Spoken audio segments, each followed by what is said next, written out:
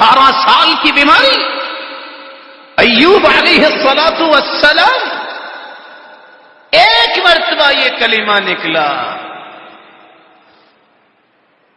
رب انی مسنی الضر وانت ارحم الراحمین.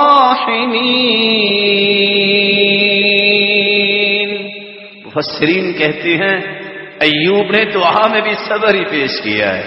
یہ نہیں کہا کہ میں بیمار ہوں صحت دے دے، کہا اللہ مجھے بیماری لگ گئی ہے، تو رحم کرنے والا ہے. اگلی بات نہیں کی.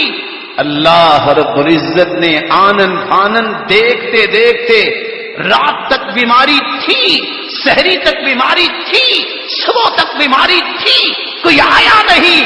آنے والا آ کے دیکھتا ہے وہ بیٹھ کے اللہ کا ذکر کر رہے ہیں. ان 4 کلمات نے کس طرح دنیا کی آنکھوں میں دھول ڈال دی. سبب کیا تھا؟ تقویٰ.